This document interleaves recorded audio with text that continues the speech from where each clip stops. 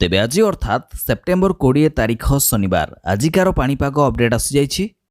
आसंता 24 घंटा अर्थात आज सकाळू आसंता काली सकाळ मध्यरे 20 जिल्ला रे वर्षा बिजुड़ी एवं बाकी जिल्ला रे पाग सुखिला रहिबो बोली अपडेट कहला भुवनेश्वर स्थित आंचलिक पाणीपाग विज्ञान केन्द्र। किंतु 23 रु बदलिबो पाग आसुछि जोड़ा लघुचाप। एथर पूजारे भिजिबो दशहरा आ लघुचाप परे बात्या को नै मध्य आशंका सृष्टि। तेबे आज जो 20टी जिले में वर्षा बिजुड़ी येलो वार्निंग जारी कर उक्त जिलागुड़िक सामान्यरू मध्यम धरणर वर्षा हो पारे ता सहित बिजुड़ी घड़घड़ी होगा सहित घंटा प्रति 30 रु 40 किलोमीटर बेगर पवन बहिपारे बोली पाणीपाग विभाग 20टी जिला को येलो वार्निंग जारी करिछि। तेबे 20टी जिला को छाड़देले बाकी 10टी जिले में पाग आज सुखिला रहिबो अर्थात उक्त 10टी जिले में गरम गुड़गुड़ी होगा सहित वर्षार संभावना नहीं बोली उक्त 10टी जिला को ग्रीन जोन रे रखिछि पाणीपाग केन्द्र। तेबे आज क्यों 20टी जिले में वर्षा बिजुड़ी ता सहित क्यों 10टी जिले में पाग सुखिला रहिबो बोली कहिछि पाणीपाग विभाग। एथिसहित आसुथिबा जोड़ा लघुचाप गुड़िक केबेठारु प्रभाव पकाइबो एवं लघुचाप परे बात्या को नहीं कौन आशंका सृष्टि होइछि एनै पाणीपाग विभाग तरफरु कौन अपडेट आसीछि संपूर्ण विवरणी जानिबा पई निहाती भावरे वीडियो को शेष पर्यंत देखंतु। ता सहित चैनल को नुआ कर आसीथिले एबे हम चैनल कवरेज ओडिया को सब्सक्राइब करबा सहित नोटिफिकेशन को मध्य ऑन कर दियंतु। प्रतिदिन पाणीपाग संबंधी समस्त अपडेट सूचना सबु हम चैनल माध्यम रे पाई परिबे।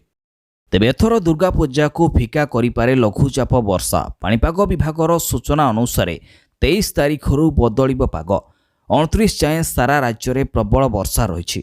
विशेषकर 27 और 28 तारिख में अधिक वर्षा होबार संभावना रही।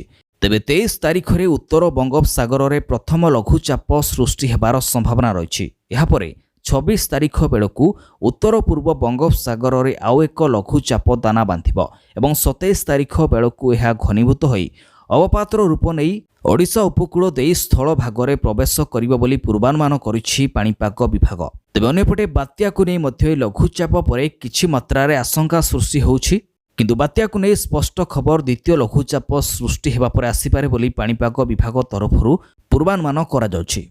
तेबे वर्तमान जानिनबा आज पई क्यों 20टी जिल्ला रे वर्षा बिजुड़ी एवं क्यों 10टी जिल्ला रे पाग सुखिला रहिबो बोली कहिछि पाणीपाग विभाग। तेबे प्रथमे जानिनबा आज क्यों 10टी जिल्ला रे पाग सुखिला रहिबा सहित गरम गुड़गुड़ी हेबो बोली कहिछि पाणीपाग विभाग। तेबे से 10टी जिल्ला गुड़िक होउछि भद्रक, जाजपुर, केन्द्रापड़ा, जगतसिंहपुर, कटक, खोर्धा, पुरी, नयागढ़, गंजाम एवं गजपति।